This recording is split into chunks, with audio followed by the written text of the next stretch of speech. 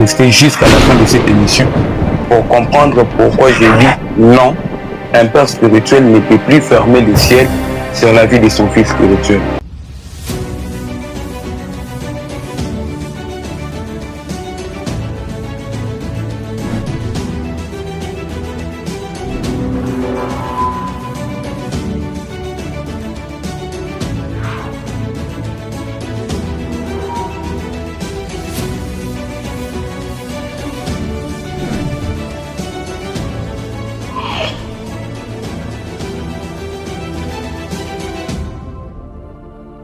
Bonsoir chers tous, bienvenue sur Écho du Ciel TV. Je suis Osako Vero, votre présentatrice. Ce soir, nous abordons un sujet qui suscite de nombreuses interrogations dans l'Église. Un père spirituel peut-il fermer le ciel sur la vie de son fils spirituel? Pour en parler, nous recevons Monsieur Merveille Mwakana. Ensemble, nous examinerons cette question à la lumière de la Bible et de réalité spirituelle. Bonsoir Monsieur. Bonsoir Madame Véronèse ainsi que tous les téléspectateurs. J'espère que vous allez bien. Et c'est bien important. Qu'est-ce que vous avez apporté ce soir? Ce soir, nous avons apporté la lumière biblique sur la notion de l'autorité spirituelle au sein de l'Église. Êtes-vous d'accord avec notre thème, un père spirituel peut-il fermer le ciel sur la vie de son fils spirituel? Merci pour l'excellente question. Nos chers téléspectateurs doivent comprendre pourquoi ils doivent rester jusqu'à la fin de cette émission pour comprendre pourquoi je dis non, un père spirituel ne peut plus fermer le ciel sur la vie de son fils spirituel. Sur quel fondement biblique affirmez-vous qu'un père spirituel ne peut pas fermer le ciel sur la vie de son fils spirituel? Merci madame pour l'excellente question. D'abord, il nous faut comprendre ce qu'on appelle un père spirituel. Lorsqu'on parle d'un père spirituel, on est en train de parler de celui qui a reçu l'autorité d'orienter et de commander au sein de l'Église. Mais ce que nous sachons, c'est que tout celui qui a reçu l'autorité au sein de l'Église, il demeure en étant un enfant de Dieu. Or, la Bible est en train de nous dire, bénissez ceux qui vous maudissent, aimez ceux qui vous haïssent. C'est ce qui veut dire que le père spirituel a reçu l'autorité d'orienter l'Église et non plus de maudire les enfants de Dieu. D'accord, merci pour votre réponse. Comment expliquez-vous les cas où deux personnes ont connu des difficultés après avoir rompu avec leur père spirituel? Merci pour la question. Il y a un certain problème que nous devons comprendre. Lorsque Dieu fait l'alliance, il fait l'alliance avec un père.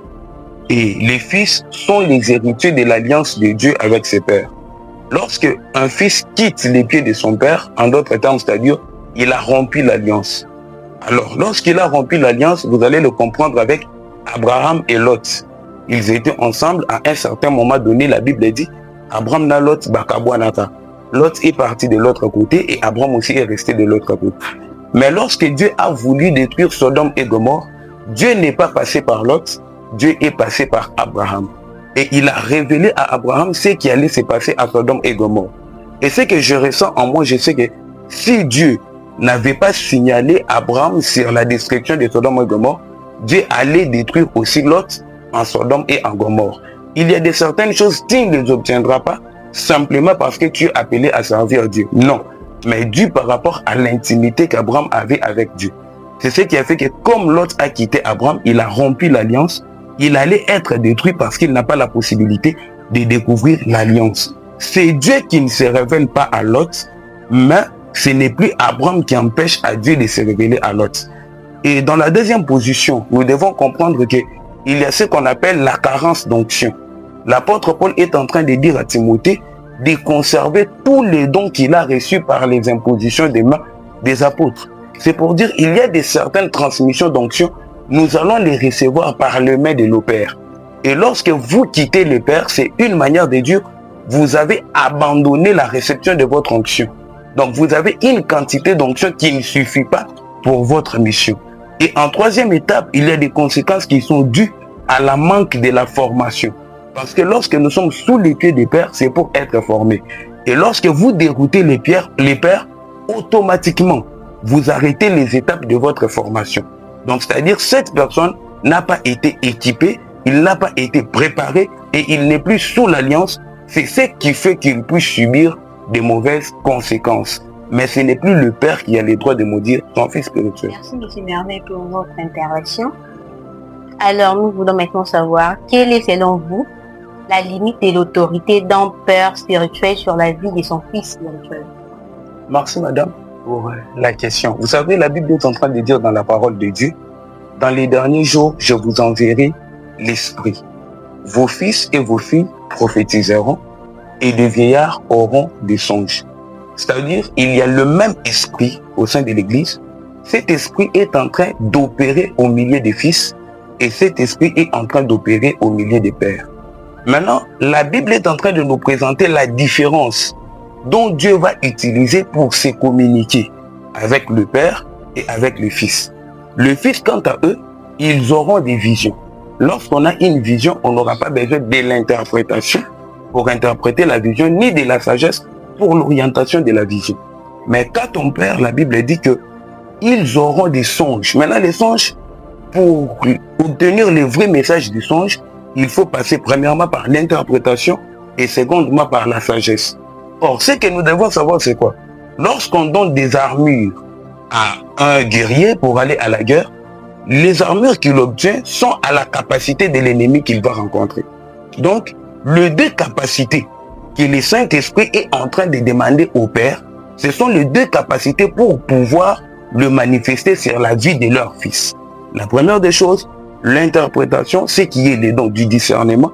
Et la deuxième des choses, c'est la sagesse, ce qui nous présente l'orientation. C'est pour dire, le Père spirituel a pour rôle au sein de l'Église d'enseigner aux fils et de les orienter.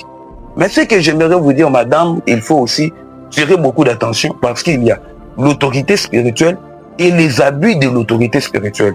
C'est-à-dire lorsque le Père est en train de traverser ses limites, lorsque le Père ne reste pas au mandat qui lui a été donné, il est en train d'abuser de son autorité spirituelle. Merci beaucoup pour votre intervention. Maintenant, j'ai besoin de savoir pourquoi de nos jours, le Père spirituel ne respecte plus les limites de l'autorité spirituelle.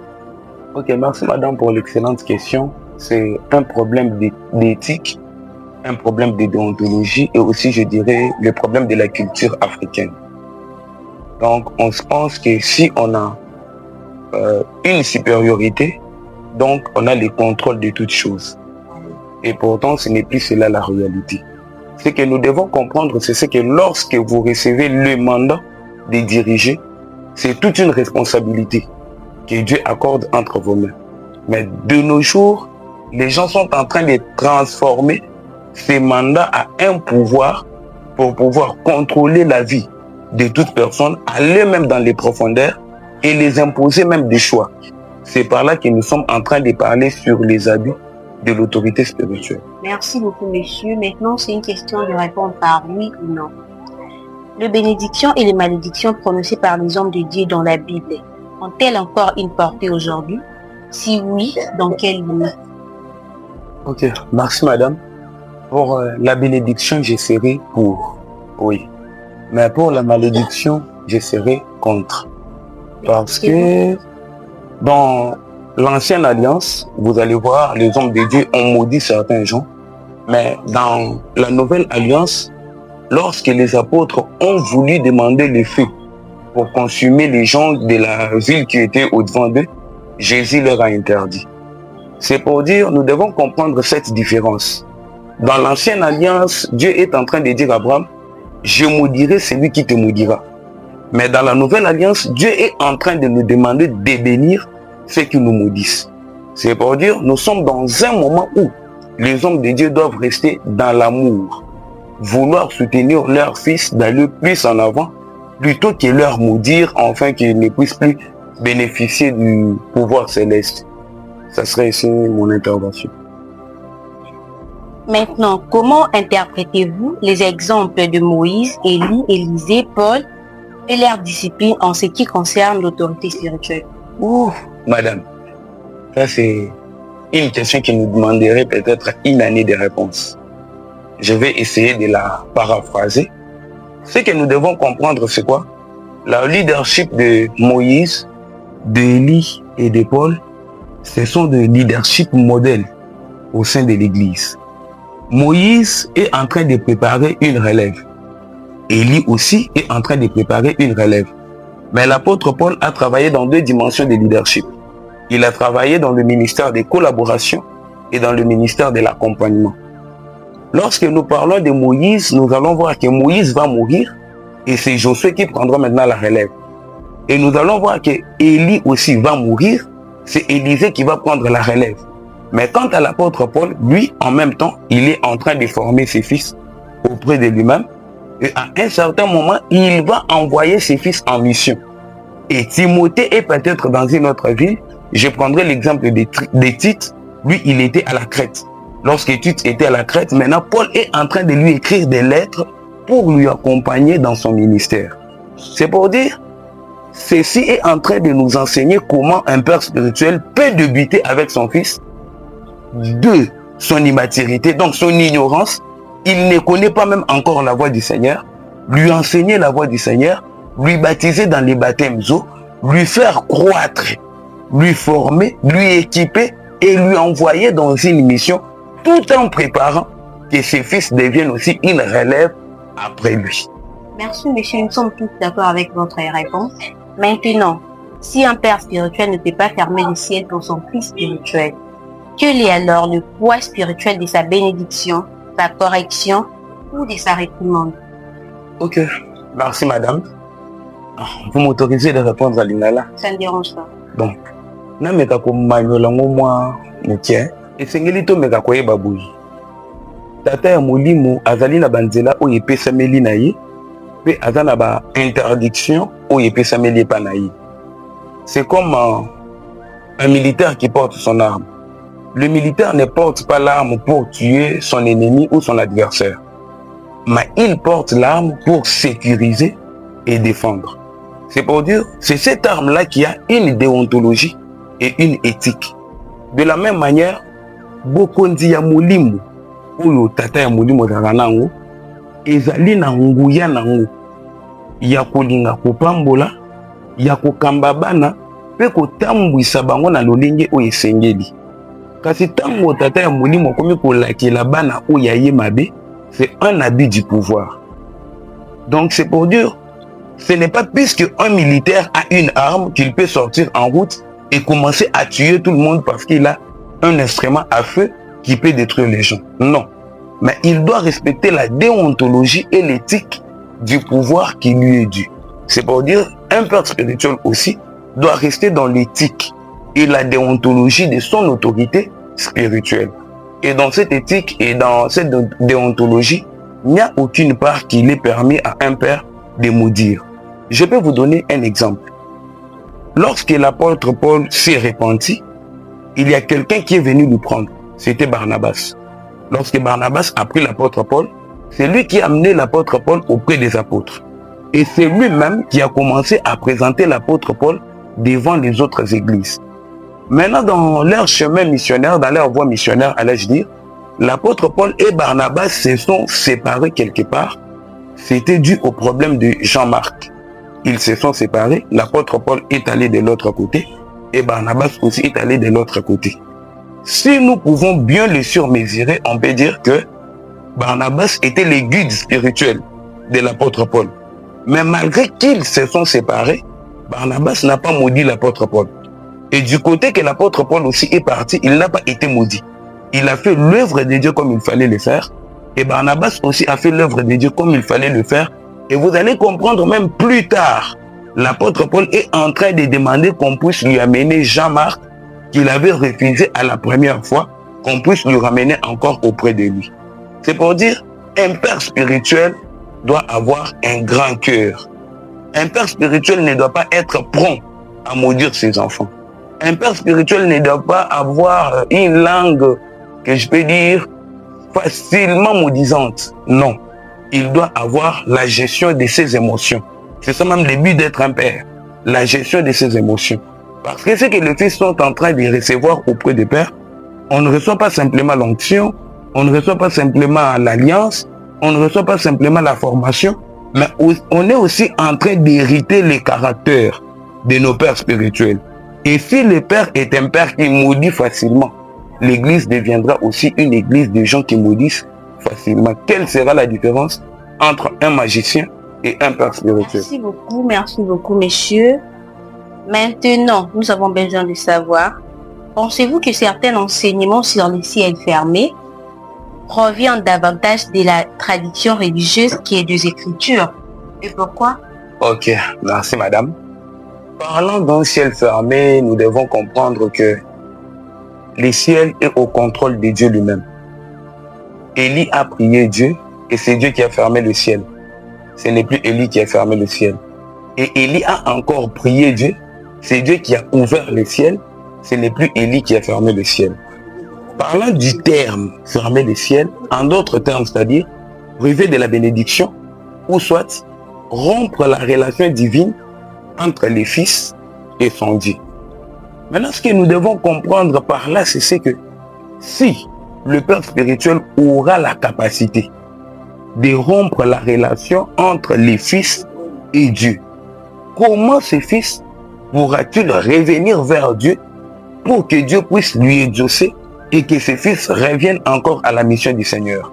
Ça serait très impossible si la décision dépendait du père spirituel. Alors lorsqu'on parle de la tradition religieuse, j'aimerais vraiment qu'on puisse se baser sur ces points parce que c'est un point très capital. Les gens sont en train de confondre aujourd'hui les traditions bibliques et la religion chrétienne. Nous devons savoir que les traditions bibliques étaient parmi les Juifs, dans le judaïsme. C'est ce qu'on est en train d'appeler les traditions bibliques. Maintenant, parlant de la religion chrétienne, nous sommes en train de parler de l'évangile dont Jésus-Christ nous a amenés. Or, dans la tradition biblique, il y a ce qu'on appelle la loi d'Italion. Vous le savez, madame? Oui. On dit, celui qui tuera par l'épée, lui aussi, on le tuera aussi par l'épée, œil pour œil, dent pour dent. Et pourtant, Jésus lui-même est en train de dire dans la Bible que il n'est pas venu pour la loi d'Italion. Il n'est pas venu pour l'œil et dent pour dent. Non. Mais Jésus est en train de dire à l'apôtre Pierre, vous devez pardonner 77 fois 77 fois. C'est pour nous dire quoi? Nous devons pardonner l'impardonnable. Nous devons pardonner à l'infini. Prenons même l'exemple de Jésus lui-même. Sur la croix, quand vous voyez Sozo Koufa, qu'est-ce qu'il a dit? Père, pardonne-leur. À la place de les maudire, nos pères spirituels sont censés prendre l'exemple de Jésus. Ils ne sont pas là pour maudire, mais ils sont là pour bénir. Je ne dis pas que les pères spirituels sont privés du pouvoir de maudire ou de bénir. Non, ils ont ce pouvoir-là. Mais la déontologie du pouvoir qu'ils ont reçu, la déontologie de l'autorité qu'ils ont reçue, cette déontologie leur interdit de maudire et leur permet de bénir. Merci beaucoup, monsieur. J'ai une question tirée de votre réponse. Maintenant, si Élie avait le pouvoir de prier Dieu, qu'il puisse fermer le ciel, donc un père spirituel aussi est capable de prier Dieu qu'il puisse fermer le ciel sur la vie de son fils. Ok, merci pour la question, madame. Je crois que Élie, c'est dans l'Ancien Testament. Et lorsque nous revenons dans le Nouveau Testament, lorsque les apôtres ont voulu demander le feu et que le feu puisse descendre du ciel et consumer la foule qui était au-devant d'eux, Jésus leur a interdit cela. C'est pour dire, le père spirituel a un poids spirituel sur la vie d'un fils spirituel. De la même manière, vous allez comprendre dans Juge chapitre 6, la Bible est en train de nous expliquer que Israël a péché et à un moment donné, Dieu leur a frappé par une malédiction, par une famine, en les livrant entre les mains des Madianites. Et si vous suivez bien l'histoire, vous allez comprendre que c'était les pères qui se sont livrés à la divinité Baal. Et la génération descendante était aussi dominée par cette divinité. C'est pour dire l'autorité qu'incarnent les pères, c'est cette autorité qui supervise ou contrôle la maison. Parce que autrement, le père spirituel est aussi appelé l'esprit de la maison. C'est pour dire c'est l'esprit qu'incarne le père qui domine sur la maison. En d'autres façons, nous pouvons dire un père spirituel a la capacité de prier Dieu et que Dieu puisse lui exaucer pour fermer les ciels sur la vie d'un fils spirituel. Mais cela ne reste plus dans la déontologie de l'autorité spirituelle qu'il a reçue. Cela ne reste plus dans l'éthique de l'autorité spirituelle qu'il a reçue. Vous allez même lire la Bible. Vous allez comprendre que l'apôtre Paul est en train de dire il y a de ces dons-là qui ont pris l'évangile de Christ et ils en ont fait un moyen pour rassasier leur ventre. C'est pour dire leurs intentions dans l'évangile ont changé. De la même manière, le père spirituel aussi doivent savoir leurs intentions dans leur autorité spirituelle. Merci beaucoup. Nous passons à notre toute dernière question. Quel message adressez-vous à un chrétien qui vit dans la peur qu'un père spirituel ait fermé son ciel? Ok, merci madame pour la question. Je crois que la peur est l'un des premiers instruments que le diable utilise pour empêcher les gens de se développer. Un jour, j'étais en train de lire un livre de Napoléon Hill. Il parlait sur la conversation avec les diables, un diable imaginaire, pas un diable réel. Et il disait qu'il a demandé à Satan, quelle méthode pourras-tu utiliser pour empêcher à une génération ou à une jeunesse de se développer? Et le diable a dit, je vais installer la peur. C'est pour dire, cette peur-là, au milieu des fils spirituels, c'est ce qui fait aujourd'hui que les enfants sont en train de se compromettre à tout le mal que les pères spirituels sont en train de faire au sein de l'église. Si les fils ont peur de leur père spirituel, même pour les pères lui-même, c'est un danger. Pourquoi? Lorsque le père aura commis un péché, le fils n'aura pas le courage de lui dire que papa, ce que vous êtes en train de faire est amabé. Vous devez retourner sur la bonne voie. Pourquoi? Puisqu'il a peur. Et si le fils n'a pas la peur, il est un moyen ou une canal que Dieu peut utiliser aussi pour redresser un père spirituel. Ce que j'étais en train de dire ici, madame, c'est pour dire que les fils ne doivent plus se révolter contre leur père spirituel. S'ils obéissent à l'autorité du père spirituel, il y a une bénédiction liée à cette obéissance. Pourquoi? Puisque le père est une canal que Dieu utilise pour bénir les fils. Mais s'ils déroutent, il y aura aussi des conséquences dues à leur mauvaise voie. Merci beaucoup, Monsieur Merveille. Mwakana, vous avez répondu presque à toutes nos questions. Nous sommes presque à la fin de notre émission. Quel message avez-vous pour notre public, pour nos chers téléspectateurs qui nous suivent? Ok, merci madame pour votre invitation aussi.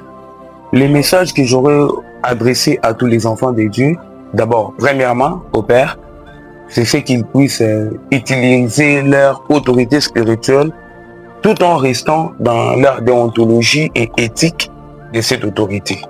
Et au Fils aussi, nous avons l'obligation, parce que moi aussi je suis fils, et le Fils aussi, nous avons cette obligation de nous soumettre à l'autorité de nos pères spirituels en tout moment et en tout le temps.